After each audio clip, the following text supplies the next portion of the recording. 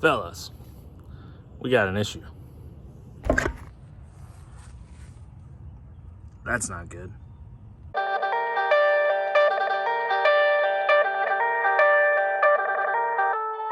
So the Jeep is kind of in shambles right now.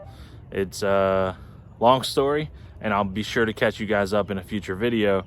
But for this video, we got a problem to fix because my driveway is really not happy, and the Jeep is the problem.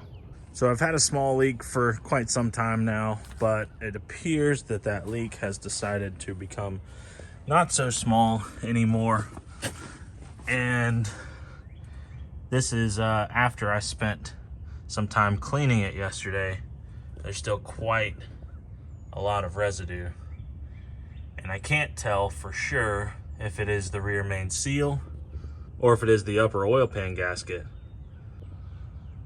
One of my old mechanic friends did tell me, however, that where it's dripping is usually not the actual leak. Rather, where there's a bunch of buildup is generally where the leak started. And in that case, for me, that upper oil pan gasket looks like there's a bunch of buildup.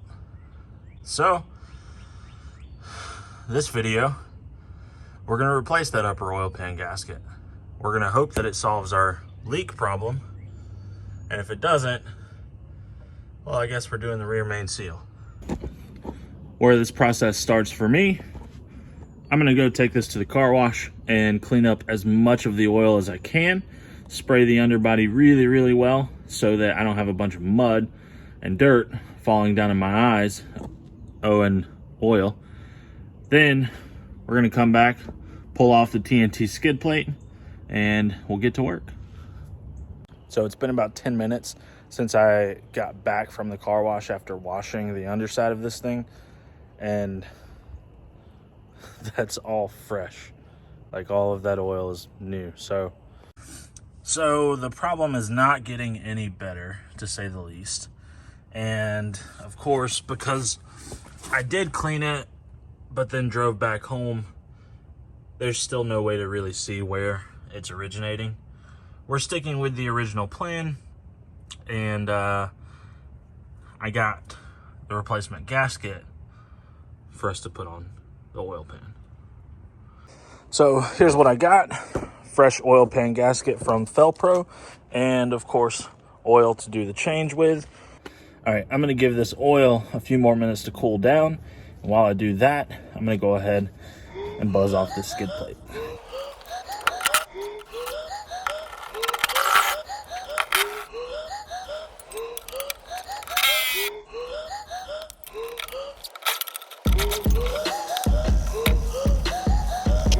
And 2 more bolts securing it up at the front of the oil pan. And then this front TNT skid plate will be off. Of course, if you don't have this skid plate system, this will be a step that you don't have to do. However, I recommend that you get it. Belly skids are very important.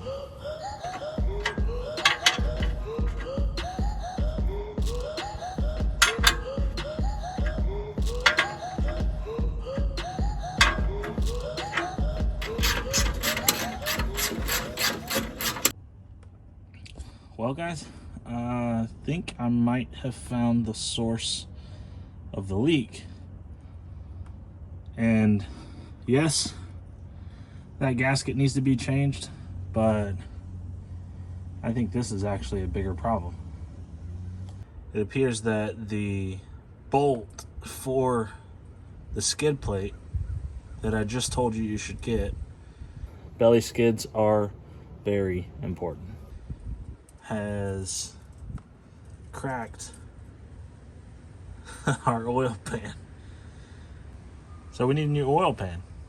So I guess at this point, with the oil pan having to come off anyways, I'm gonna go ahead and finish draining the oil, and at least it won't be able to leak on the driveway anymore. We'll pull the pan off and we'll see. Maybe, I'm not sure if it's an aluminum or a steel oil pan, but no one in town has a replacement, and it looks like they're back ordered. But if it's steel, I might try my hand at welding it closed. We'll see. I don't really have any magnets, but this flashlight has one on the end of it, so yeah, okay. It's definitely steel, which is good. If it was aluminum, I wouldn't be able to weld it. If it's steel, still don't know if I can weld it, but we're gonna try.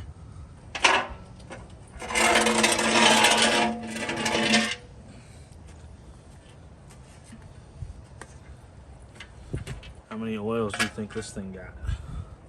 All the oils. So with removing the oil pan, there's a dust shield that we have to pull off with 15mm bolts, and I think everything else around the oil pan itself is going to be 10mm. This shield itself will actually come off and separate from the transmission, and there's 1, 2, 3, 4, I believe, maybe 5 15mm bolts. Those will come out, and then this piece should be able to come off. That will allow me to reach these. So this is the oil pan, this is your upper oil pan, so I guess lower and upper. This one, these 10mm bolts are the ones that I need to take off to remove the entire oil pan.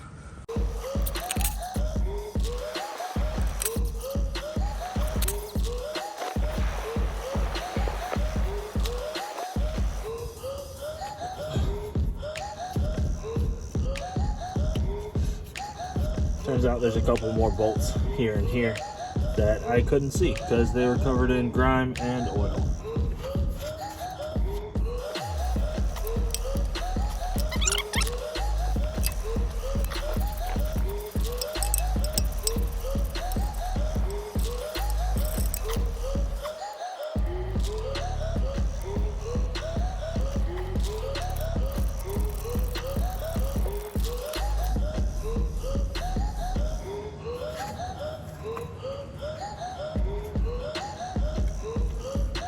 Huh. Success. This thing is gross. That gives us access to 2 more 10mm bolts that we need to pull off this oil pan.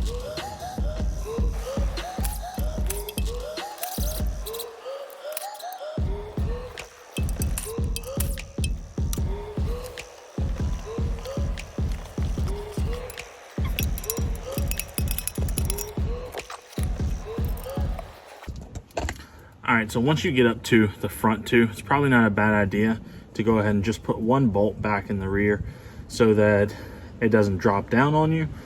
I'm gonna go ahead and finish unbolting. There's 2, sorry, you can't really see it. There's 2 bolts there on the front. They're actually nuts that have a stud that they attach to. And I'm gonna hit those 2, grab that extra bolt I put back in, and we'll be dropping it out.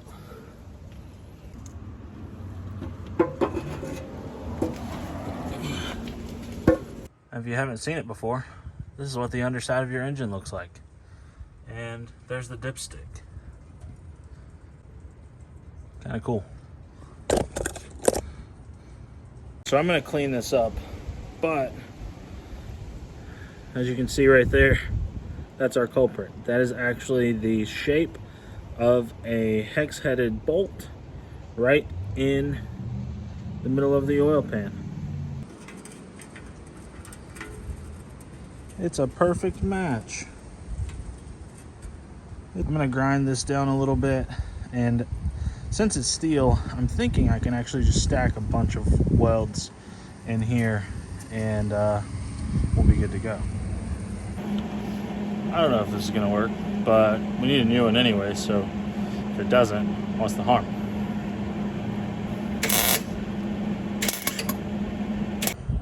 I wouldn't call it pretty, but I'm just gonna stack a whole bunch of little beads on there, and eventually it should be pretty sealed up. You know, the more that I think about it, it's certainly not pretty, and I expected it to be pretty ugly looking I didn't want to blow a whole bunch of holes in this metal because it's really, really thin. But I might not even grind it. I might just see if that holds water or oil, and if so, then I think we're in good shape. So I poured a little old oil in there, and I'm just gonna let it sit here and see what happens. This is definitely not the proper way to fix this, and I'll just kind of preface that for everyone. But it's the way that's gonna get me back on the road, at least until I have a replacement, which is on order. So I did order it, but they said it could be a couple months. All right, so hopping back under the Jeep, I went ahead and took a razor blade and cleaned all along the edge here, and then hit it with some brake cleaner so that I can make sure that there's no gunk or anything chilling. Now I'm gonna take from the top, I'm gonna take the dipstick out so that it's out of the way. And there's 4 places here where you're gonna have to actually add black RTV instead of just the gasket alone. So these corners, there's one here, and then at the front we have one there and one on the other side. That is where 2 parts are mated together, and there's a slight gap. So I'm gonna take a rag and wipe this down, and then add some gasket maker there. The next part's pretty cool. So the gasket actually comes with these things called snap-ups, and they tell you to put them, basically you're going to screw this into the 4 corners of the gasket, and then what's going to happen is you can kind of slide the gasket up over top of that, and then it will click into place, therefore allowing you to essentially install the gasket from the bottom of the block.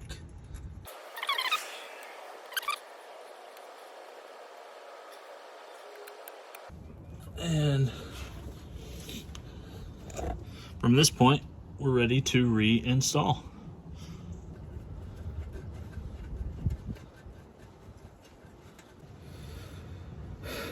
And from this point, you probably look something like me, but you will be able to zip up the rest of these 10mm bolts, torque them down to 15 inch-pounds, so a little tight, and then we're going to reinstall the cover.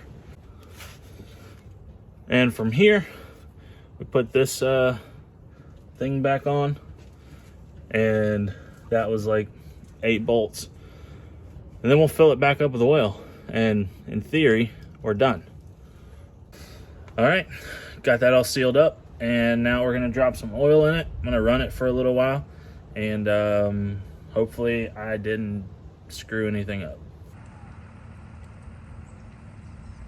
Now would be a good time to make sure that you put the drain plug back in the oil pan. Pretty sure I did. Ready for startup.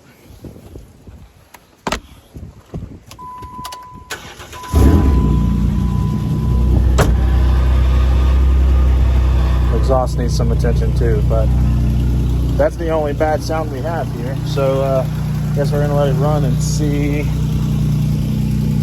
if we get any leaks.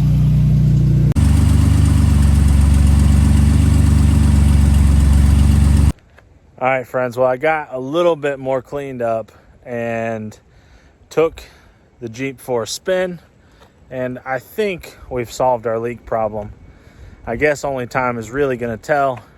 I did not end up putting the skid plate back on. I'm gonna have to revisit that a little bit and see. It could have very well been my fault. The skid plate could have been installed incorrectly. I don't believe that to be the case because everything lined up. Maybe I got the wrong front portion of the skid plate possibly. It might have been for the 3.6. I'm not exactly sure. So I'm not really going to toss any blame anyone's way on that until I talk with TNT Customs and just verify that everything that I have is correct. And I mean, at the end of the day, the problem is fixed. I will have a new oil pan on the way, hopefully before too long. And regardless, the Jeep's back on the road and crisis averted. Now, I told you earlier the Jeep was in shambles, and I wasn't wrong. The Jeep is most certainly in shambles right now. I started a video on a new front bumper. That bumper hasn't arrived yet. I also started a video on building another flatbed for the Jeep. That video isn't finished yet. So we're gonna get back to that one right now. If you see me in the same outfit in the next video, now you know why. But thank you guys so much for watching. I appreciate each and every one of you. Make sure you hit the subscribe button if you haven't already, and I will see you in the next one.